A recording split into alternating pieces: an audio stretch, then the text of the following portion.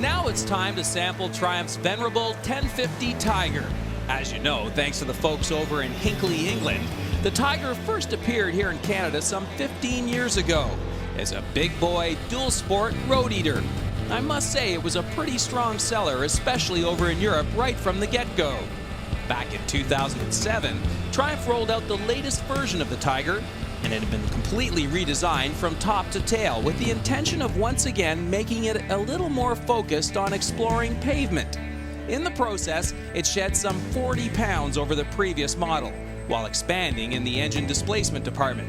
Now at the heart of this beast, the Tiger uses the super smooth, liquid-cooled, fuel-injected 1050cc inline triple, first seen in Triumph's 2005 Speed Triple. Other notable refinements include a new twin-spar aluminum frame and braced aluminum swing arm. Up front, the new Tiger was mounted up with a fully adjustable, inverted 43mm fork, sporting dual 4-piston radially mounted calipers biting on 320mm floating rotors. Pretty impressive on paper, to say the least. And now it's time to cue freelance motorcycle journalist Larry Tate with his impression.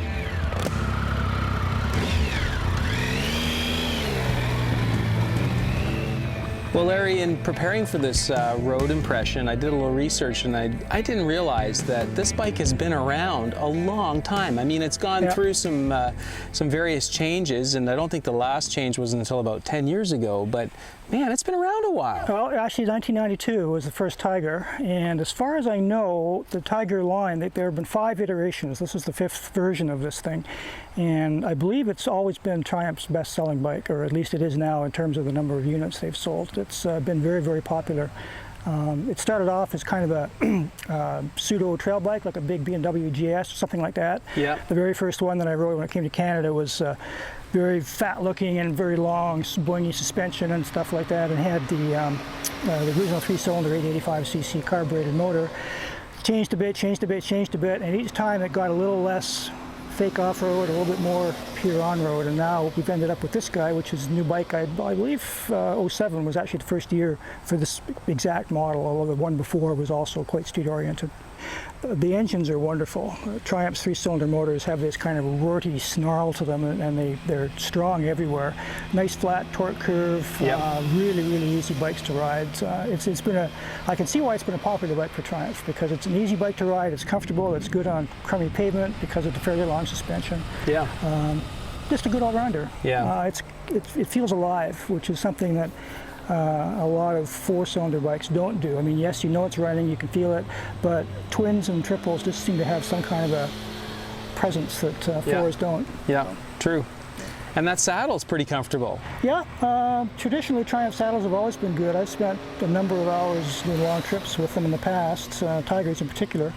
Always been good. It's fairly broad. It tapers down nicely at the front here, so if you are fairly short of leg, you don't have to sort of go out and down, so you can, in effect, you're getting a lower seat height from that. What about the luggage? Do you like the amount of capacity you can take with you? Yeah, there's lots of room in this bag and this bag, but not in this one. When you look at the back of the bike in particular, you see it's quite obvious that big exhaust muffler on that side carves a big hole out of that one bag. Right.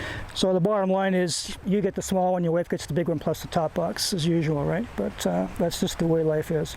And as long as you have that upswept pipe, that's the way it's going to be. BMW GSs have exactly the same issue. The one bag is smaller than the other because they have to cut it away to make room for the pipe.